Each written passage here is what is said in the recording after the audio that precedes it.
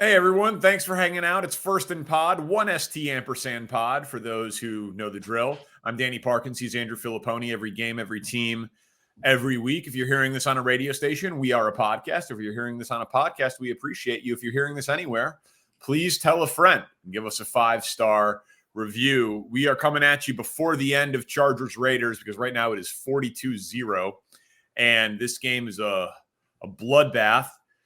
I suppose Aiden O'Connell is happy, Poni, but man, was I wrong about Brandon Staley. Like, I was big wrong about him. It would not shock me at all if he was fired by the time people are listening to this on Friday morning. I'm going through Twitter to see. I don't have that like pro football reference, like premium account where you can sort things and get stats like a lot of people in the media do. I don't know if you're one of those guys that pays for that. But when was the last time we had a game that was this bad at halftime? What was the score of the Dolphins and Broncos game at halftime this year? I'm looking that up right now. To see the 70-20 game? Than this, yes. That game was 28. That was 42-13 at halftime. Or no, 35-13. So this is even worse than that, Danny. I mean, should there be a slaughter rule in the NFL? Like youth sports? Just no, because we've had gambling. We've had Colts, yeah, absolutely that, number one. We've had Colts Chiefs. We've had I was at that game. Yeah. That was one of the craziest things I've ever seen. Down 38-10 and they came back. Oilers Bills. So no, I don't want that. But it's just, I mean, they were a 3-point underdog in this game, the Chargers. So Vegas thought that this was going to be a competitive game between two teams that are not very good. The Raiders got shut out last week. And they got 42 in the first half against a defensive head coach. I know Bose is not playing, but you still have Khalil Mack, who had 6 sacks the last time these two teams played. Staley has gone from the progressive-minded coach that was the analytics darling's best friend to the worst coach who's working in the NFL at the moment. He will be gone, and we'll see if the Spanos family for the first time wants to go out since Marty Schottenheimer and pay a lot of money for a big-time coach, or if they try to go the young offensive coach route, which I could see them doing too, hiring somebody. I think that's the right route. Who is the offensive equivalent of Brandon Staley, a guy in his 30s who is a first-time head coach. I mean, that's what I would want if I was a Chargers fan. Would Lincoln Riley leave USC to coach the Chargers? That's not what dude. If I'm hiring a head coach, I want the best offensive mind I can get with NFL experience. But how would you grade that hire? I mean, at least he's offensive, but I'd be worried about the jump to the league. Like, to me, man, if Justin Herbert is available to be the coach of Justin Herbert, like, yeah, you got to go through Mahomes, but they're a top 2 job that's going to become available this offseason. I mean, the Bears job is maybe better if you like Caleb more than Herbert and the Bears supporting cast and like the tradition and the city and the history and the fan base. But it's LA, so that's pretty awesome. Not a ton of local pressure. And you get a top 10, borderline top 5 quarterback in the NFL in his prime.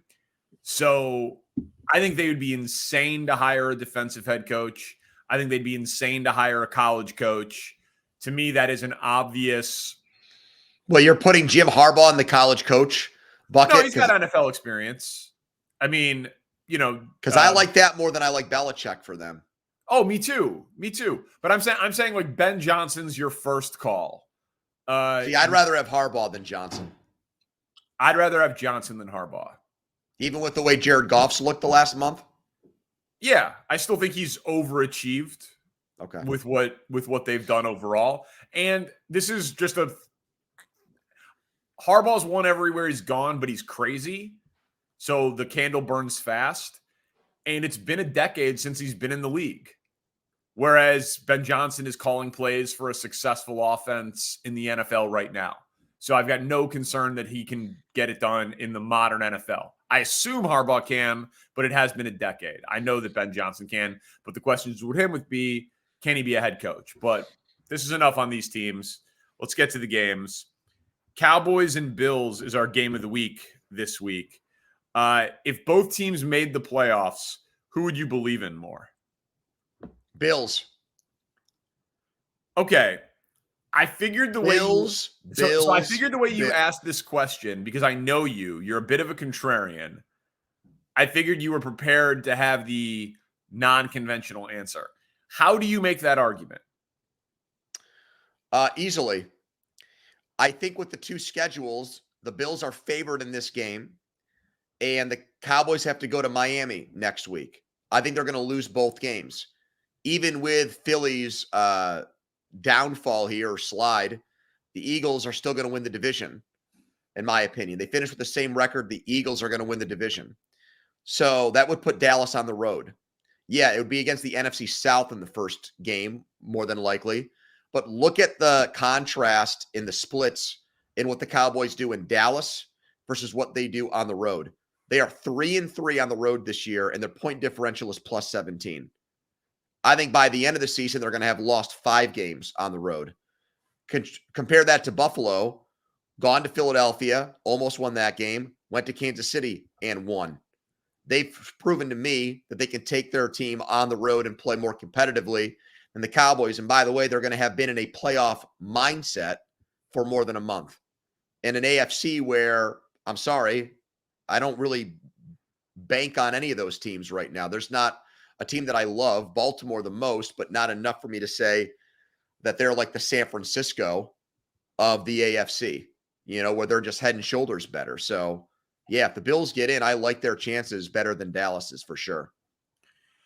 Dallas to win the Super Bowl right now is 8.5 to 1. Buffalo is 18 to 1. Yeah, that's because of the Bills' record, and because that's a good reason.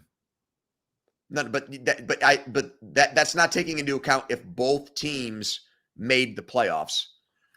Well, right, but I feel like your analysis here is saying, well, the Bills are going to win this game and Dallas is going to lose the next one. Like the Bills absolutely could lose. My analysis is if both teams are in, who has a better chance? And the Cowboys would have to go through San Francisco. And the I Bills think they're don't have that in that spot. I agree with right. that. And the Bills don't have a team in front of them like that. And by the way, I know that this line says that on a neutral field, Dallas would be favored over Buffalo. But guess what? There's not a team in the AFC that would be on a neutral field, because we just saw what the line was for Chiefs and Bills last week. And Vegas told us if those two teams played on a neutral field, the Bills would have been favored in that game. It was less than 3 at Arrowhead. That's how good the odds makers think they are. And I agree with them on that. Do you think they're better than Baltimore? I think they can be. Well, yeah. I think let me put it this way. They're closer to Baltimore than the Cowboys are to the 49ers. I agree with that because Baltimore's not as good as the 49ers. Right. Like, I think that's more of a Baltimore point and a San Francisco point than it is a Buffalo one. Listen, the truth is that the AFC playoffs is going to be a series of coin flips. But you've also seemed to have glossed over how the Cowboys have not proven to be a good team on the road yet this year, including losing a game to Arizona handily. That is the aberration in their schedule this year. I don't know, man. Like I tend to believe the home road numbers more in the aggregate, in the macro than the micro. Like the Browns defense is the best in the NFL at home. But then you look at it and it's like, okay, it's 6 games and they got Arizona without Kyler Murray and they got the Steelers and they beat San Francisco, but that was in week 5. It's not that big of a sample size. When you look at the home road splits for like home field advantage, it matters less than it's ever mattered before in the history of football the last few years. Like home field advantage is decreasing overall. So the Bills have lost 1 game by more than a touchdown in 3 years. And it was to Indianapolis when Jonathan Taylor went wild for like 4 touchdowns and 200 yards. They play every good team close. I can't believe I'm making the argument for the Bills when I hated this team at the beginning of the year. Yeah, exactly. Exactly. So now they're like the second best team in the NFL, but before the year you thought they were on fraud alert. What is going on here? What have they shown you that suggest that they're a consistent team that you can know what they're going to be week in and week out? I'm the Josh Allen guy on this show. I love the offensive coordinator move, and I've loved the way they've played the last 2 weeks in tough places to win against the last. But what are we going to do Sunday night when they lose this game? Then I will eat crow, but I'm telling you, they're not going to lose. Okay. Well, I mean, I can't listen. I can't argue with that logic then. Ravens and Jags. Out of curiosity for Danny Parkins, what's your middle name, by the way? Jacob. For Danny Jacob Parkins. Yes, sir. Tell me why Lamar isn't talked about for MVP. Well, he's the third favorite, and there's a big gap between him at 3 and Jalen Hurts at 4. Purdy and Dak Prescott are in a virtual dead heat atop the ranks. The numbers are good, but not great. That's what it is. The numbers are efficient, but the numbers are not overwhelming for Lamar Jackson. And Brock Purdy is on a team that is going to be the 1 seed going away. Baltimore could be the 1 seed, but San Francisco has a much cleaner path to the 1 seed than Baltimore does. And I think that it's that simple, quite frankly. But Lamar has been remarkable. And I think, and I get mocked sometimes on the radio show for the eye test, because I am a analytics numbers proponent, but I'm also a sicko who watches all these stupid games. To me, Lamar's eye test has been better than his numbers this year. He looks incredible. Some of the plays, like the individual plays he makes, he is elevating guys around him. He survived the Mark Andrews injury. Zay Flowers is good, but he's not great. Odell Beckham is good, but he's not nearly in his prime. And he is performing and winning games. So I think Lamar is a better player than Dak Prescott and Brock Purdy. Right, and he's going to have more passing yards this year than he did in his MVP season. He's going to go but the for touchdown. I mean, dude, he had 36 touchdowns against 6 picks in his MVP season. Okay, he led the league in passing touchdowns that year. I get all that. Well, that's what it is, right? Like those numbers are not as productive. Okay, but MVP, and usually it goes to a quarterback on either the team with the best record in the AFC or the team with the best record in the NFC. There's Adrian Peterson in there in 2012, and then with rare exception, do the voters do anything else? Did your team have a great record? Are you a quarterback? You're in. 14 wins, 13 wins. That's what they treat quarterback wins like they're a big deal. But then ask yourself the question that you just did. But it's just 16 touchdowns, man. He's 17th in the NFL in touchdowns, and he's only got 5 rushing touchdowns. So it's 21 combined touchdowns. That's just not enough. But you just said, I agree with you. Okay, but one more thing. He is clearly the best player in their offense, and it's not even close. Right, and CeeDee Lamb is better than Dak Prescott. Exactly, and in San Francisco, you have McCaffrey and maybe Deebo Samuel and maybe the left tackle. I mean, if you take the valuable part of the award on its face, he is by far more valuable than the other 2 guys are, and his team's record is going to be probably the same as those 2 teams. But you know that human beings vote for this award. And I'm telling you how they usually do it. They usually look at the team's record. But I think he's got a shot, man. I think he's got a shot, and he's just sleeping. If they go to San Francisco and win on Christmas Eve or Christmas Day or whenever that game is next week, you think people are going to give a rat's ass about 16 touchdowns and 6 picks if he wins that game? Well, I mean, if he wins that game, that would help him. But Brock Purdy's got 600 more passing yards and 25 passing touchdowns compared to 17. But you also have voters who think if he played for my team or your team that he would be a league average quarterback. No one would say that about Lamar Jackson. And I tend to agree. Yeah. With that. And dude, like I said up the top, Lamar is better than Dak, and he's better than Purdy. I agree with you. And my eyes have been, this is the most, he's seems better this year than he was in his MVP season in terms of like raw playmaking ability. But I don't think the counting stats are there. I don't think you could be a middle of the pack statistical quarterback and win that award, given some of the crazy statistical seasons we've seen recently. Sorry, I lost my rundown. Eagles and Seahawks, that got flexed to Monday. Eagles stock right now. Your family's into stocks. Yes. Would you buy or sell it? Thank you. Well, I think it's still a sale because like win the division, buy. Win a playoff game, buy. But those two things are still falls short of preseason expectations, right? Preseason expectations was win a Super Bowl, win the NFC again. And I don't think they're going to do either of those things. So I think in that scenario, like, will they fall short of preseason expectations? The answer is yes. And therefore that means they're a sale. I think they are definitely a sell, even though, you buy stock when it's low, et cetera. You don't want to sell it when it's at its low point, blah, blah, blah. I think it's going to get at the end worse. Yeah. Well, they're not going to win the Super Bowl. I don't think they're going to win a playoff game. I think they're going to be the 2 seed in the end. I think they're going to lose to the 7 seed right now. Depends who it is. I think they'd beat the Packers. You might think that, but given the way their defense has performed and the way Green Bay's offense has progressed, they could easily go in there and drop 30 on them.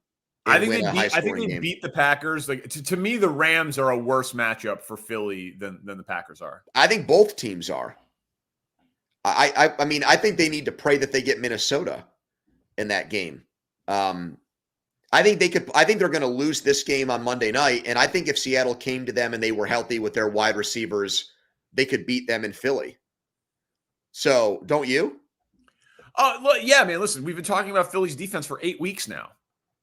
So I do think that they are vulnerable to a shootout, and Hurts is good, obviously, and a gamer and tough as hell. But are they going to be able to win 3 NFC playoff games in a row, scoring 35 or more? I'd bet against it. So you would definitely bet the under on playoff wins for Philly 1.5. Yeah. What if I just set it at 0.5? I'd take the over. Because I think they beat Green Bay or Minnesota. And I think they obviously could beat the Rams. But I think the Rams are the toughest matchup for them because of the 2 excellent receivers, which the other teams have one. I mean, I guess Minnesota has 2, but they don't have a good enough quarterback. I think the Rams are a uniquely difficult 7 seed for Philly. If it is, Seattle has 3 good receivers, maybe in 2 great ones. What'd you say? Seattle has 2 great receivers and a third one that's not bad. Yeah, Seattle would be a tough. Well, this is going to be a high scoring game. This is going to be a very, very high scoring game this Sunday. As we move forward here, good sir. I'm sorry. Do you need me to do this one too? Dude, I'm paying attention. Okay. I got a lot going on. The Saturday slate. We got 3 games on Saturday. How many playoff teams are playing that day, and name them? So the games are Vikings, Bengals, Steelers, Colts, Broncos, Lions. 4. What's your number? And then I'll give you the teams. You think there's 4 playoff teams there? Yes. Well, so every team playing Saturday right now has a winning record. Yep. All right. So Detroit is a playoff team. Ugh. These teams all suck. Minnesota's probably a playoff team. 2. Indy is a playoff team, and Pittsburgh is a playoff team right now. Okay. I'm not asking right now. I'm asking. No, I know. I'm just for the audience. Denver and Cincy are on the outside looking in. Indy and Pittsburgh are in it right now. I guess I would say 3. of the teams. And Do you it's think your Detroit. team's making the playoffs? Well, let me get your list first. Detroit, Minnesota, Detroit, and Detroit, Minnesota, and Indy would be my playoff teams of okay. this group. Detroit, Minnesota, Denver, Pittsburgh. I don't think Denver's losing another game. I think Denver's going to win the AFC West and Kansas City's run a 7 straight. I think Kansas City's going to find a way to lose one more game. It might even be in New England on Sunday. I would be very surprised if Denver lost to Detroit. I don't understand the line in that game. It scares me. It's my bet of the year. I love Denver. It's teacher versus student, Peyton against Campbell. Campbell owes his entire coaching career to Peyton. I think there's a little bit of an intimidation factor there, or he tries to do too much. I just don't like the interpersonal dynamic there between the two from a Detroit perspective. Their defense stinks. Jared Goff is turning the ball over. What is it now? I think it's like 5 times in the 6 times in the last 4 games. You had the fumbles. It's even more. I mean, he's been so erratic. Denver's defense has been phenomenal. Wilson looks good. I like them a lot. I'm surprised. What do you? I mean, you must have Pittsburgh winning in Indy then this week. I do, because I mean, Indy's schedule is Pittsburgh at Atlanta, Vegas, and Houston. 3 of the 4 games at home. They already beat Houston once this year on the road. This would be Indy in Indianapolis. Like, very, very favorable schedule for the Colts down the stretch. Yeah, they don't have a good defense in every game, even though we like Minshew. Every game with him is a toss-up at best because he can play like a backup quarterback like he did last week in Cincinnati. Yeah, I mean, he was bad in Cincinnati, but they had won 4 straight before that. But yeah, okay. And their defense is, other than sacking the quarterback, is really one of the worst in the entire NFL. The Steelers haven't lost in Indianapolis since 2008. They have a mastery. That is meaningless. What do you mean? They've won. They have not lost to them straight up since 2008. They always beat them. They beat them last year. They always beat this team. What do you mean it's meaningless? It's not different coach, different quarterback, okay. Different person. Like Mitch Trubisky has something to do with that stat. You've said you're the guy that comes out here and says, "Well, Kansas." I'm not going to pick against Kansas City until I see them lose a game like this. You throw out stuff like that all the time. Now, coach and quarterback. Well, the coach is the same for the Steelers. All you do is tell me that he stinks. Well, I'm talking about Andy Reid. I'm telling you he does. I'm telling you he has a. Oh, that when he sees the horseshoe and the blue and white, he's got genius. Okay, I guess so. For the most part, yeah. That is correlation, not causation, my friend. You never think to yourself in sports, there are just certain teams. Like, speaking of the Colts, why do they always go to Jacksonville and lose? Regardless. But what does the 2011 Steelers beating the 2011 Colts have to do with this? I'm just saying it's a mindset that's been, when a locker room is used to guys shuffle in and out, but when literally no one on the team was there. But they've played almost every year since. I'm not bringing up a game from 2008. I'm saying the games since that year, they've won every single one. Completely meaningless. Wow. Yeah, completely meaningless. Could not have less relevance in this game. So you never cite stats like the Bears have lost X consecutive games to the Packers. You never think like that. That never comes out of your mouth. That is a different thing. No, it's not, because Jordan Love's different from Aaron Rodgers. Sure. Right. And no. Right. And I would not but to me, that's for like the fans. Like, what are we? We don't work for these teams. What the hell are we, Danny? You're saying it's going to have like mindset in a locker room. I'm saying I'm used to watching the Steelers beat the Colts. They always do it. And I think they're going to do it again. I've watched them win like 9 straight against them. For whatever reason, when they play the Colts, they find a way to win the game. I don't know why that's such an asinine point in your opinion. It means nothing is what it means. All right, Jets and Dolphins. Thank you. Did the Hill injury expose Tua?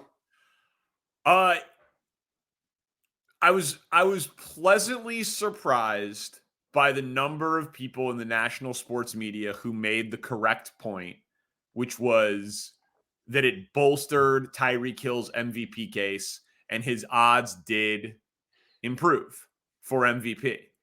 Because when he played, they moved the ball right down the field. When they didn't, they suffered. But I remember doing this show with you after a game where Skylar Thompson quarterbacked the Dolphins when Jalen Waddle and Tyreek Hill were out there, and they did not look like a great offense. So I don't look at it as that it exposed Tua. It maybe showed that Tua by himself is not Patrick Mahomes or Joe Burrow. But I never thought that he was. He is an accurate quarterback who, with a track team around him, puts the ball in the perfect place to maximize the yards after the catch. And he executes that offense to borderline perfection. So, yeah, breaking news. Tua is worse than when he doesn't have Tyreek Hill. I thought what that showed was that Tyreek Hill is the best player on the team by far, if anyone was doubting it. And Tyreek Hill is better at his job than Tua is at his. But Tua is still a good quarterback. He's still a starting caliber quarterback. He's just worse off without Tyreek Hill. Every quarterback in the NFL would be, except for Pat Mahomes. Yeah, I guess the reason why I think expose is the right word is because you just said it, I think, like in a very nuanced way, like what happens with and without these players. But if you watched the game, and I know you did, the extent to which their offense ceased to function without Hill is jarring. And I know it's in game. They didn't have time to prepare for it and all those things. That was exactly what I was going to say. Yeah. But it's striking. There was no plan B. There was no, okay, this guy's out. We still have Jalen Waddle, who's a top 15 wide receiver. This coach is known as a master schemer. We've got the fastest running backs in the NFL. It sucks, but we're playing the Tennessee Titans. It didn't look that way at all. It neutered them completely, and it turned the game into more of a fair fight. I mean, as a guy that for the most part is a pretty pro Tua opinion maker, it is something that I'm going to have a hard time like shaking or forgetting about. Like, he looked like a quarterback that's closer to a top, somewhere between 15 and 20 than 5 and 10 without him. And you can give me small sample size all you want, but he looked rattled to me without Tyreek in the game. He was. He undeniably was. Next game, I love this question by you. Niners and Cardinals. When is the next time the Niners are going to play a one-score game? NFC Championship game. To Philly? Well, I don't think it's going to be on the road. I think it's going to be in Santa Clara. I said to Philly. Oh, to Philly. I thought you said in Philly. My bad. To Philly? Ugh. Man, that makes me think what am I talking about? If it's the Cowboys, they blew them out in San Francisco. Right, and I don't know how Detroit's defense would stop them once. Can I change my answer already to Super Bowl? Yeah, you can change it to whatever you want. So this week it's Arizona. They're a 12.5-point favorite. Then it's Baltimore at home on Monday Night Football, which I think a lot of people would say that would be the game. Then it's in Washington. And then it's home against the Rams week 18, which is going to be my answer. Because they're not going to need the game? Correct. Okay, that's a loophole, so if you leave but I do think that they will play guys because they're going to have a first-round bye and they don't want to take 2 full weeks off. I think that they're going to play guys for like a half. Okay, well then don't try to weasel your way out of this. The next time the 49ers play to win a game, when will it be close? I don't think it's going to happen. Okay. Dude, I've been saying it all year. I know, man, but I just wanted to pin you down and like have you come out and actually articulate it. You think they're going to basically coast to a Super Bowl championship? I do. You just cursed them, right? I mean, I get nothing right. So yeah, for sure. Whatever happened to your against the spread record? It was so incredible at the start of the year. It is still really good. It's still Okay. really good. I've made money on the NFL this year. I'm having a very good season. But you started undefeated for several weeks, and for I whatever was reason, it 15-0 against the spread to start. did not get a lot of publicity in the national press, which I was surprised by. Very upsetting. And I should still be alive with 13 other people in Circus Survivor, but I should be a millionaire off of this season, and instead I've made a few $1,000 and I'm talking to you twice a week. So that's how my life's Well, going. I know how you like to live. I don't think $1 million would cause you to shut it down and not do stuff like this anymore. I didn't say it would shut it down, but I mean, I'd take a few more shows off. Let's put it that way. $1 million. My burn rate's way too high to retire on that. Yeah, man, I think they're much better than everyone else. And I know this is more of like a way that you talk about it, but I think they're pissed about last year. You know what I mean? I think that like when healthy, they have been trying to remember the Titans, run it up, Herman, leave no doubt. Like, just it's kind of amazing that they don't have a Super Bowl. In this, I mean, they've won double-digit games 3 of the last 4 years. Injuries and quarterback ceilings would be my answer to that. I know, and running into Mahomes in a Super Bowl, like I know what's happened, but it's just kind of amazing because they've been it's them and the Chiefs that have been the best team in the NFL for the last 5 years, and then it's a distant, the Eagles are there obviously, but even without a Super Bowl, I think that the Niners and again, it's an eye test thing, and they were injured last year in the NFC Championship game. But yeah, I think that they are going to win every game the rest of the way by double digits. All right, ask me the next one so I can ask you the one after that. That's a good way to do it. Chiefs and Patriots. What'd you make of this week's discussion about the Toney penalty? Made me wonder if people just take certain sides of arguments because they like to have two-way back and forth conversation. I'm just stunned since we talked Sunday night how many educated people who I thought were pretty reasonable, thoughtful opinion makers have tried to argue against the Toney play. And the amount of whataboutism that has gone on over it is, to me, mind-numbing. Like people pulling up other like moments in games where guys lined up offside offensively, but it wasn't called. Like that would be like if a holding penalty on a left tackle cost a team a touchdown late in a game and it was called. And then everybody went to Twitter to find egregious missed holding penalties to justify the refs letting the play go at the end of the game. It's just what it reminds me. I obviously cover hockey a lot more than you do, Danny, although you do the Blackhawks there, and they have won a fair amount of Stanley Cups in the last 15 years, although not a lot lately.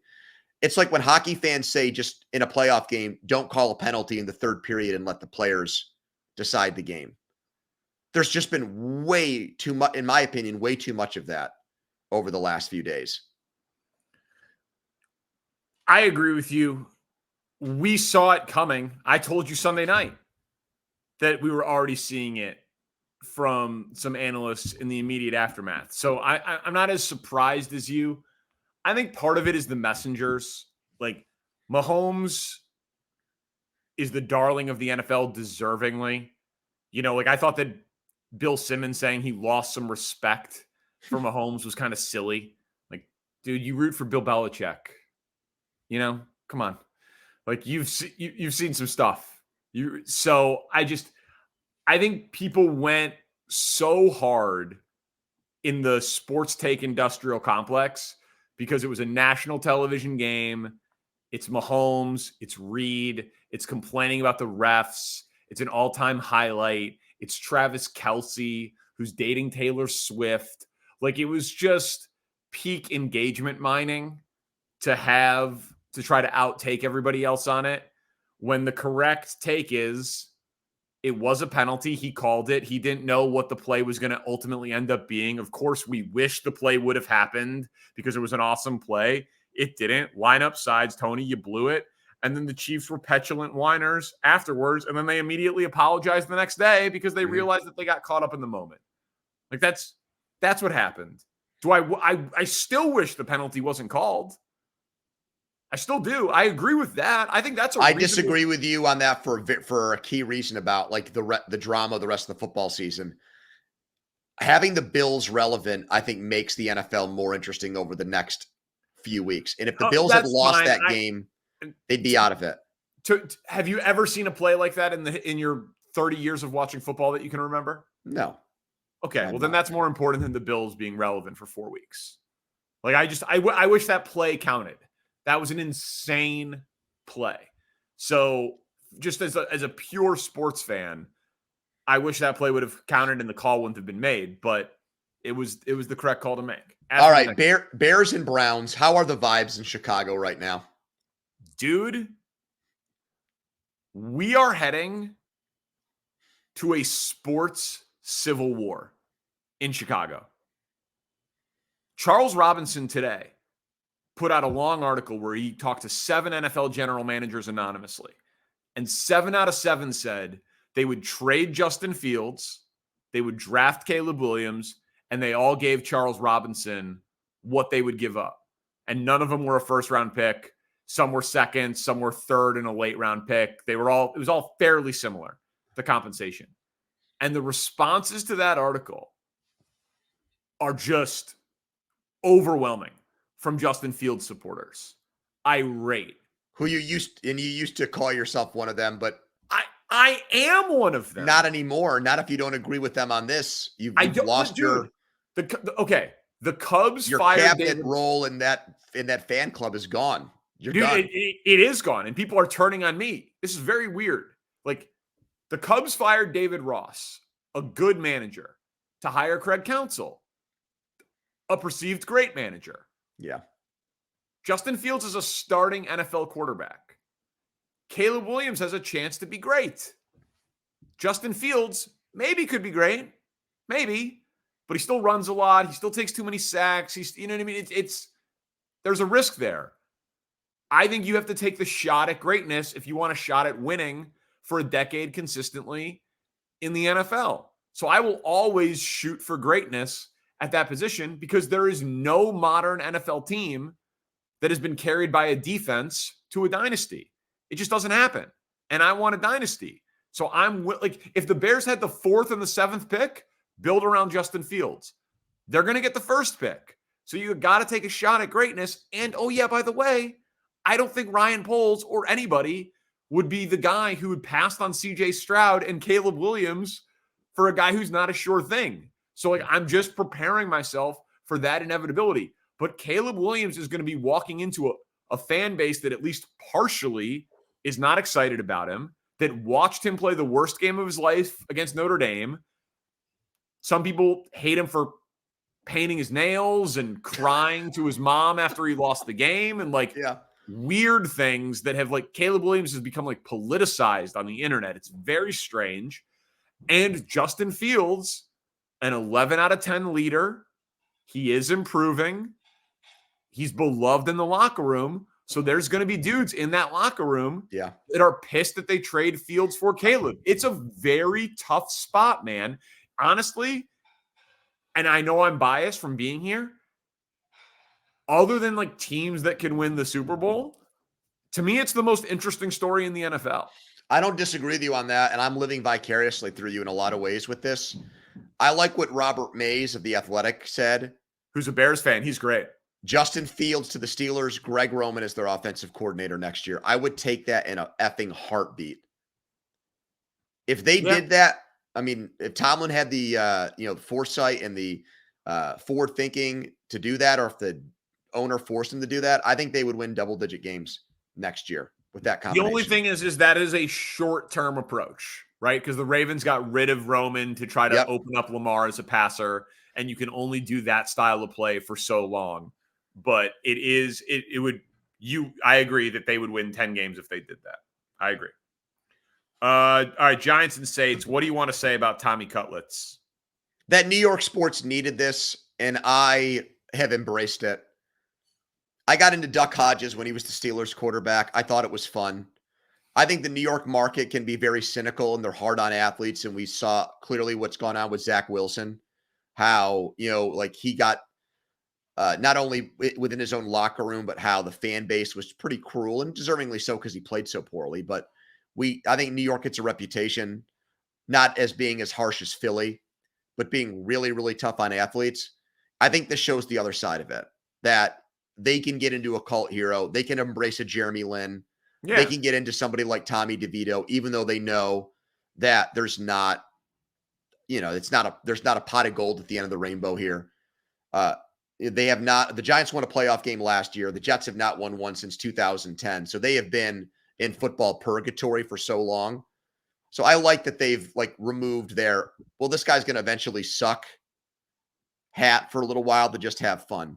I don't think it hurts that he's Italian in a very, in an area. Oh, that's you're going to go out on that limb and say that it doesn't hurt him to be Italian? Wow. That's really bold of you, because that's not a big piece of this That's story why people come to First and Pod to get enterprising takes like that. Yes. Yeah, I agree. It's not hurting him that he's Italian. We had his agent on, Sean Stellato. He was just, oh wow, he went on your show too. I thought he was going media silent. No, Boomer and Geo, K Adams and us. If I gave you 4 weeks ago, I said Zach Wilson and Tommy DeVito will be AFC and NFC Offensive Player of the Week at any point in the season, much less the same week, and I gave you 1,000 to 1, would you have put $10 on it? No, I would have said aliens abducted their bodies and right, were able to transform them into competent football players. I would have taken your $10 and gone to Chipotle. That is one of the all-time crazy come-ups from where they were. But it's a hell of a story. It's fun. I lumped two games together for the next one because I think they're similar. Bucks and Packers, Commanders and Rams. Games with sneaky big NFC playoff implications. What's the most intriguing team or storyline to these two games? So I'm surprised that you think that the Packers are as good as the Rams. I think the Rams' offensive ceiling is higher. I think the Packers are still very young and inconsistent. And when the Rams are healthy, that's a pretty well-oiled machine offensively that has been there and absolutely believes that they can go anywhere in the playoffs and win, especially if they get to go, into a dome. I'm really rooting for Rams-Lions to be a 6-3 game. I think that would be fantastic to see Stafford back in Detroit in a wild card game. So I think the Rams, because of their offensive ceiling and their pedigree, are clearly the most intriguing team for this year. Though obviously if Jordan Love were to make the playoffs, that has probably longer term NFL ramifications. But for this year, I think it's the Rams. I'm going to take it in a different direction. I'm going to say the Bucks with Baker, because 2 years ago, he went to Green Bay on Christmas, threw 4 interceptions with the Browns, and that really ended his career with the Browns. That ended that dream, and that's what set up the Deshaun Watson to the Browns thing. And so he's gone to Green Bay the last 2 years and lost. It's like a haunted house kind of thing for him, Lambeau Field. I think they go there and win. So I think he exercises the demons. I think that it puts them in position to make the playoffs.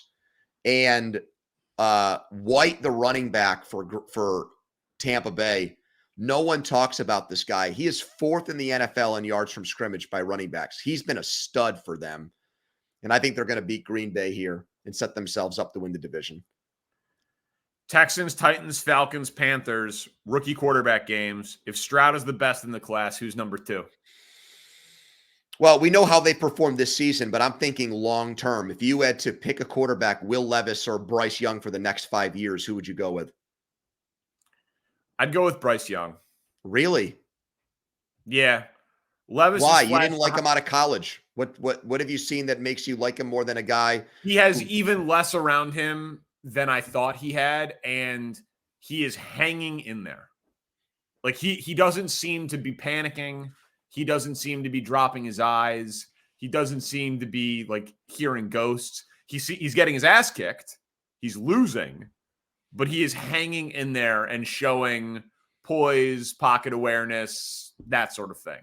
So now, not a lot of accuracy. Like that overthrow on Mingo on the deep ball last week was bad. You know, I'm not saying it's been good. It has objectively not been. Levis has flashed more early, but he has so little around him and isn't turtling that part of it's impressive. Though, to be honest with you, I might take Anthony Richardson, but he's not on the board for this question. Prisoner of the moment, I would say Levis, what he did it coming back to beat Miami on the road.